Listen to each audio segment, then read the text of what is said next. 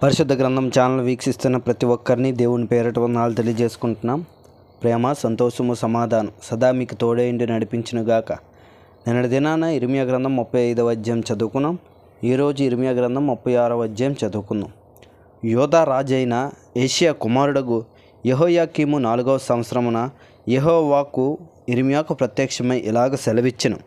నీవు పుస్తకపు చుట్ట తీసుకొని నేను నీతో మాట్లాడిన దినము మొదలుకొని, అనగా యోషీయా కాలము మొదలుకొని నేటి వరకు ఇశ్రాయేలు వారిని గూర్చియు యోధా వారిని గూర్చియు సమస్త జనములను గూర్చియు నేను నీతో పలికిన మాటలన్నిటినీ దానిలో వ్రాయుము. నేను యోధా వారికి చెయ్యనుద్దేశించిన కీడంతటిని గూర్చి వారు విని, నేను వారి దోషమును వారి పాపమును క్షమించినట్లు తమ దుర్మార్గతను విడిచి పశ్చాత్తాపపడుదురేమో. ఇర్మియా నెరియా కుమారుడైన బారూకును పిలవనంపగా అతడు యెహోవా ఇర్మియాతో చెప్పిన మాటలన్నిటినీ ఇర్మియా నోటి మాటలను బట్టి ఆ పుస్తకంలో వ్రాసెను. ఇర్మియా బారూకునకు ఇలాగ ఆజ్ఞ ఇచ్చెను.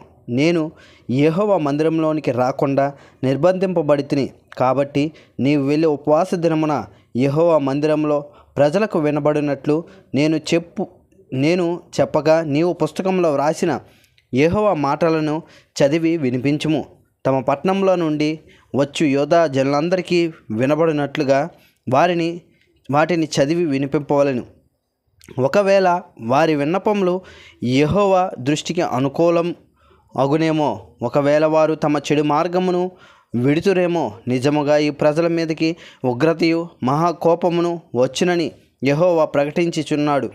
ప్రవక్త అయిన ఇర్మియా తనకు ఆజ్ఞ ఇచ్చినట్టు నెరియా కుమారుడైన బారూకు గ్రంథము చేతపట్టుకొని యెహోవా మాటలన్నిటినీ యెహోవా మందిరములో చదివి వినిపించెను.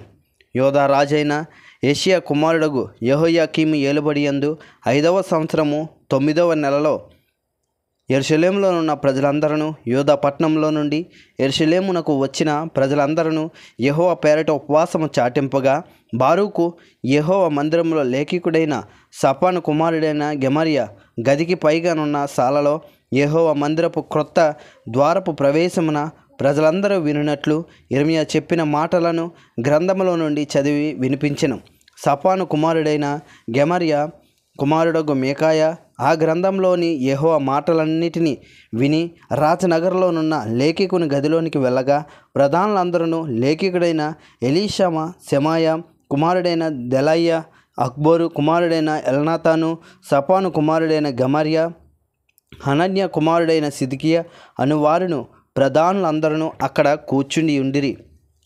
బారూకు ప్రజలందరికీ వినబడినట్లు ఆ పుస్తకంలో నుండి చదివి వినిపించిన మాటలన్నిటినీ మీకాయా వారికి తెలియజెప్పగా, ప్రజలందరూ కూషీకి ఇనుమనుమడును, షేలెమ్యాకు మనమడును, నెతన్యాకు కుమారునైన యెహూదిని బారూకు నొద్దకు పంపి, నీవు ప్రజల వినికిడిలో చదివిన పుస్తకమును చేతపట్టుకొని రమ్మని ఆజ్ఞ నీయగా, నెరియా కుమారుడకు బారూకు ఆ గ్రంథమును చేతపట్టుకుని వచ్చెను. అతడు రాగా వారు నీవు కూర్చుని ఉండి మాకు వినిపింపమనగా బారూకు దాన్ని చదివి వినిపించెను. వారు ఆ మాటలన్నిటినీ వినినప్పుడు భయపడి ఒకరినొకరు చూచుకొని, మేము నిశ్చయముగా ఈ మాటలన్నిటినీ రాజునకు తెలియజెప్పేదమని బారూకుతో అనిరి. మరియు ఈ మాటలన్నిటినీ అతడు చెప్పుచుండగా, నీవెట్లా రాసితివి, అది మాకు తెలియజెప్పమని వారు అడగగా, బారూకు అతడు నోట నుండియే ఈ మాటలన్నిటినీ పలకగా, నేను పుస్తకంలో వాటిని సిరాతో వ్రాసితినని వారితో ఉత్తరం ఇచ్చెను. నీవు ఇర్మియాయును పోయి దాగియుండుడి, మీరున్న చోటు ఎవరికీ తెలియజేయవద్దు. ప్రధానులు చెప్పి సాలలోనున్న రాజునొద్దకు తామే వెళ్ళి ఆ మాటలన్నిటినీ రాజు చెవిలో వినిపించిరి. గాని ఆ పుస్తకపు చుట్ట లేఖికుడైన ఎలీషామా గదిలో దాచిపెట్టిరి. ఆ గ్రంథమును తెచ్చుటకు రాజు యెహూదిని పంపగా, అతడు లేఖికుడైన ఎలీషామా గదిలో నుండి దాన్ని తీసుకుని వచ్చి రాజు వినికిడిలో రాజునొద్ద నిలిచి ఉన్న అధిపతులందరూ వినికిడిలోనూ దాన్ని చదివెను.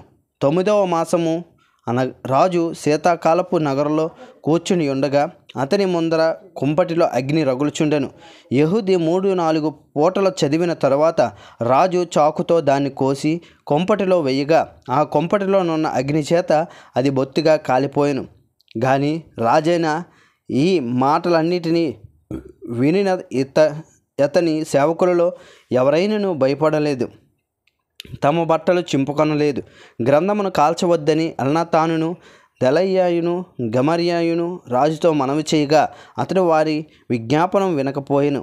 లేఖికుడైన బారూకును ప్రవక్త అయిన ఇర్మియాను పట్టుకొనవలనని రాజవంశస్థుడగు యెరహ్మెయేలునకు అజ్రయేలు కుమారుడైన సెరాయాకును అదేయేలు కుమారుడైన షెలెమ్యాకును రాజు ఆజ్ఞాపించెను. గాని యెహోవా వారిని దాచెను.